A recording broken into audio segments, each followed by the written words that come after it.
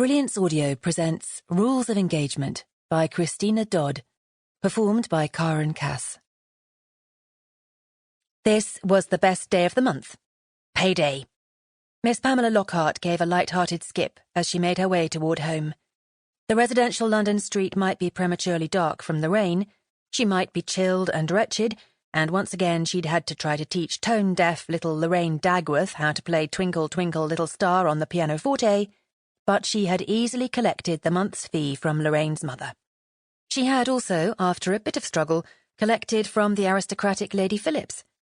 And finally, she had given Lord Haggerty's son his dancing lesson, and, while fending off both the younger man's groping and the older man's offer of an ignominious affair, secured the month's reimbursement without offending either of the loathsome gentlemen. Yes, a governess's work proved difficult and occasionally abhorrent, but payday, glorious payday, made it all worthwhile.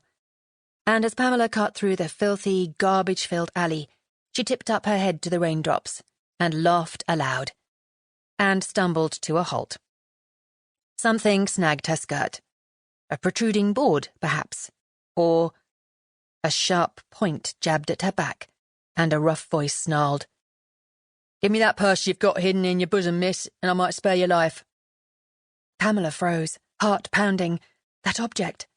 A knife. A thief held a knife to her back. He might stab her. She might die. He wanted to steal her money. The knife prodded her, and the man snarled right in her ear, sending the stench of gin and tobacco on the puff of foul breath. "I said, give me that purse. No denying you've got it, miss.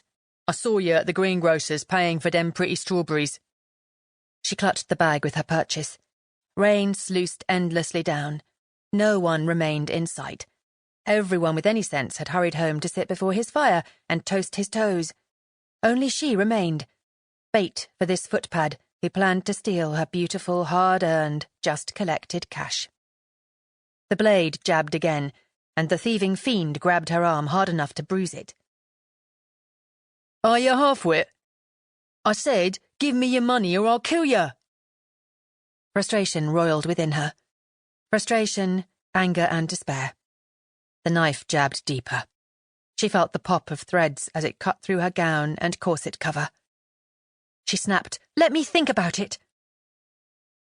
Miss Hannah Setrington smiled at the nervous 18-year-old girl seated before her desk in the study. "I can find you a position," Hannah said.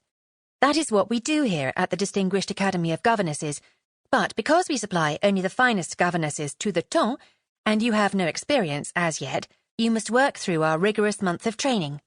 This teaches you to deal with the situations that arise with children and with your employers."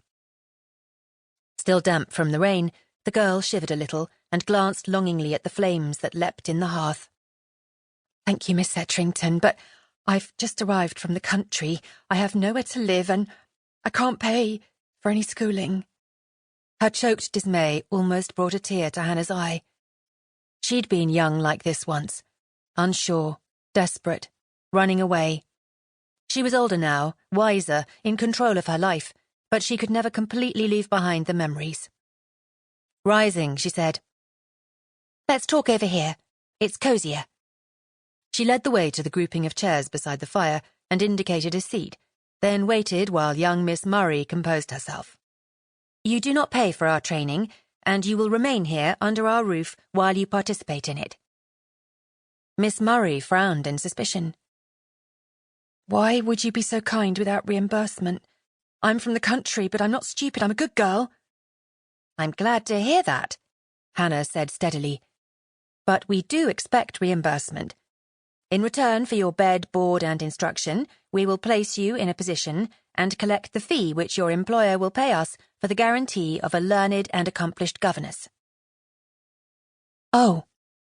Settling back into the chair, Miss Murray said, I suppose that's reasonable." "Quite.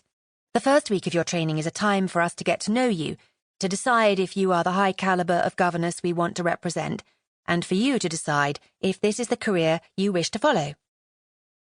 Miss Murray snuffled into her handkerchief. "I have no choice.